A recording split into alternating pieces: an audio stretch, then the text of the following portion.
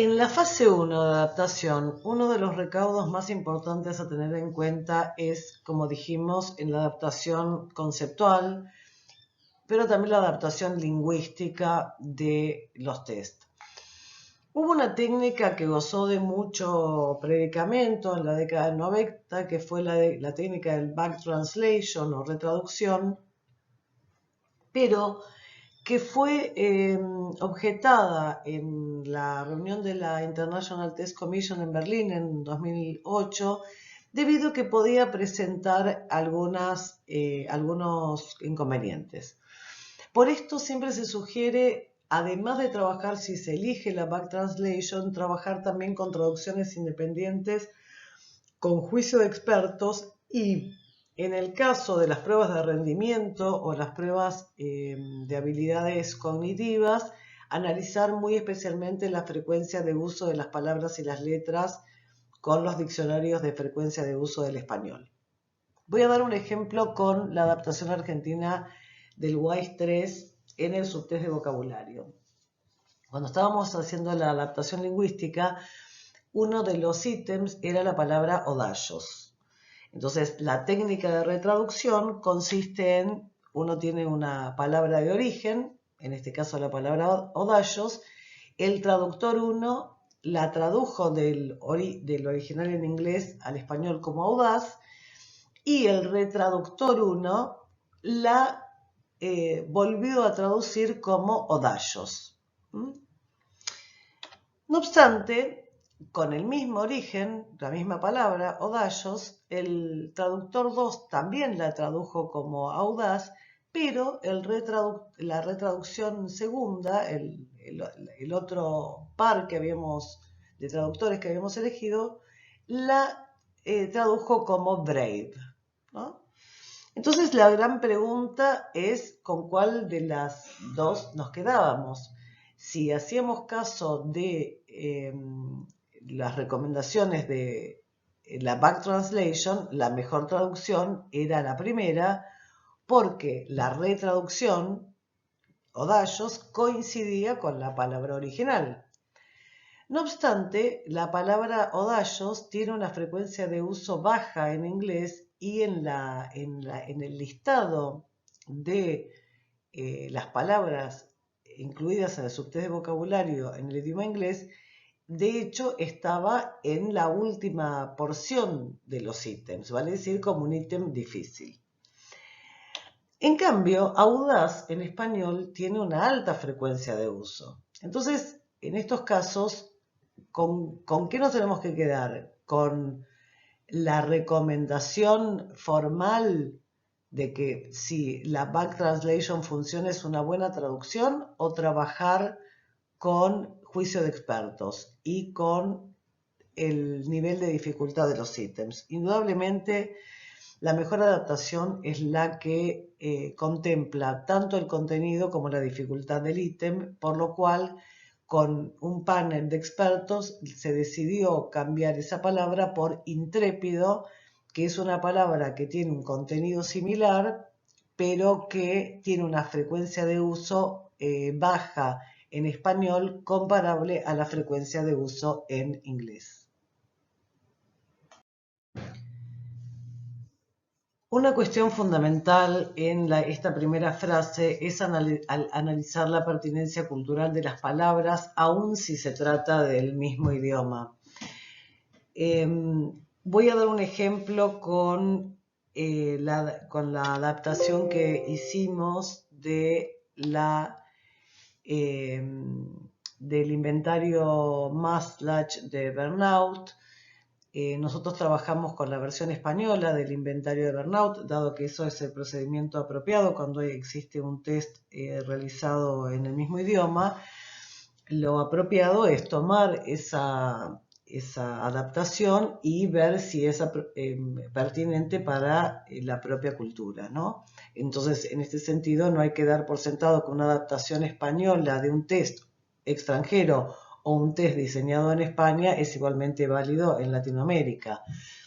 Por ejemplo, en la adaptación, les comentaba, en la adaptación argentina del inventario Maslach de Bernaut, nosotros nos encontramos con, en el estudio piloto, luego de aplicar la versión española, que la habíamos aplicado a personal de salud y maestros que sabemos que una proporción van a presentar síntomas compatibles con el burnout, les tomamos la versión española y, para nuestra sorpresa, en el análisis de datos, tanto los indicadores de fiabilidad como los de validez, nos daban evidencias muy exiguas de los ítems donde aparecía la palabra quemado. Luego de esto hicimos entrevistas cognitivas con las personas que habían respondido al inventario y nos dimos cuenta que la connotación cultural de la palabra quemado en Argentina, a diferencia de España, aludía al consumo excesivo de drogas, lo cual representaba una connotación negativa por representar una conducta adictiva, además de una transgresión a la ley. Por ende, en Argentina, la adaptación española del inventario de Maslach debió ser trabajada, y se reemplazó la palabra quemado por estar agotado o muy estresado, que era mucho más comprensible y con una connotación afín a lo que se quería evaluar, mucho más que la palabra quemado. Lo mismo nos ha ocurrido con adaptaciones colombianas de pruebas de bulimia, donde la gente no comprendía o no es que no comprendía, sino que la connotación de la palabra atracón no estaba referida a la comida. También nos ha ocurrido haciendo adaptaciones o tomando como base adaptaciones españolas de test extranjeros, por ejemplo en subtest verbales del WISE, de las escalas Wechsler, o en test de personalidad, nos dimos cuenta de algunas palabras que sistemáticamente no funcionan. Por ejemplo, en España se utiliza la palabra enfado para referirse a enojo o ira. En Argentina es una palabra desconocida, enfado. Por ende, por más que el test esté adaptado en España, debe hacerse un estudio de pertinencia cultural en la Argentina. Lo mismo para ciertas expresiones. Para los españoles, la frase "me da apuro" está referida a la vergüenza. En cambio, en la Argentina, la frase "me da apuro" es "me da prisa", está relacionada con la velocidad, con la prisa por hacer algo. Y otro tema muy importante en la adaptación de test es analizar la influencia de los sesgos o heurísticos en la presentación de ítems y consignas. Hemos notado en la adaptación argentina del inventario de depresión de Beck, donde se presentan los ítems precedidos por un título, por ejemplo, los ítems de fracaso precedidos de la palabra fracaso, y después se listan los ítems. Nosotros nos dimos cuenta que en población general encontrábamos en las entrevistas cognitivas que hacíamos en la fase de piloto, nos encontrábamos con incomodidad respecto de los títulos. Entonces hicimos un estudio donde analizamos en forma contrabalanceada, analizamos qué pasaba si se tomaba la prueba con títulos o sin títulos, y observamos que en población general las personas tienden a subestimar el reconocimiento de síntomas de depresión si estos van precedidos por el título. Por ende, estamos elaborando un artículo para alertar de esto a la comunidad científica, ya que se trata de una prueba de screening de depresión. Otro ejemplo de la relevancia de esta primera fase en la adaptación de ítems y consignas de un test lo representa el estudio que hicimos con el WIS-4. Aquí nosotros encontramos, trabajando con varios métodos para la adaptación lingüística, concretamente trabajamos con 2 traducciones independientes, el análisis comparativo con la versión española, el análisis comparativo con la versión original en inglés, el juicio de expertos para dirimir cuando teníamos dudas respecto de algún ítem o de alguna adaptación lingüística. Esto lo trabajamos en una primera versión experimental, en una primera muestra piloto de 116 casos, después trabajamos con otra muestra piloto de 150 casos y hicimos, luego del estudio piloto, realizamos el análisis psicométrico de la dificultad y discriminación de los ítems, y todo esto nos llevó a la conclusión de que era necesario estandarizar consignas, adaptar ítems y criterios de puntuación de los subtest verbales, y también necesidad de adaptar ítems gráficos por sesgos.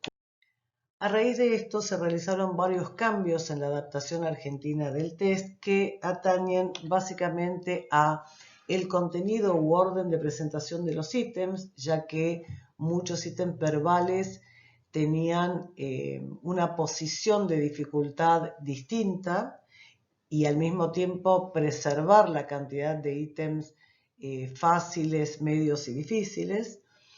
Y esto afectó básicamente a los subtest de semejanza, vocabulario, comprensión, información aritmética, letras y números y adivinanzas, así como el contenido gráfico de algunos ítems que los cambiamos por dibujos más familiares culturalmente. Por ejemplo, nos ocurrió con este ítem, que es un ítem de aritmética, donde se le dice al niño que hay 5 bellotas. Si hay 5 bellotas y 3 ardillas, y cada ardilla come una bellota, entonces ¿cuántas bellotas quedan? Lo que nos ocurrió al principio de la prueba era que los niños no comprendían la noción, no conocían las bellotas. Entonces nos preguntaban si eso era un trompo, por ejemplo. Esto nos llevó a plantear a la editora original un cambio en la presentación de estos ítems, reemplazándolos por las ardillas por conejos y las bellotas por zanahorias. Estos estudios ocurrieron antes de que se estrenase la era del hielo. Hicimos los cambios después de una larga negociación con la editora original, y todo ¿para qué? Para que después, a los pocos meses, a los 6 meses, se estrenara la era del hielo, y ahí todos los niños comprendieron perfectamente el significado del dibujo de bellotas. No obstante lo cual, nos pareció, mantuvimos la decisión de las zanahorias y los conejos porque evidentemente era más apropiada culturalmente. Ocurrió lo mismo con la figura del trineo, que no era familiar para los chicos de Argentina, y esto fue reemplazado por una hamaca. Nótese acá la influencia de los factores geográficos, climáticos. Ambos están referidos a cosas que son, a elementos, animales o objetos que son propios de los climas fríos del hemisferio norte. Una vez que realizamos estas modificaciones, llegamos a la versión definitiva del WIS 4 para Argentina, y este que ven aquí es la hoja de registro a la que arribamos. En la segunda parte de la clase vamos a ver los aspectos referidos a la fase 2 y fase 3, tanto a los estudios para la tipificación del test como para el diseño, el armado y la escritura del manual técnico y de interpretación del test.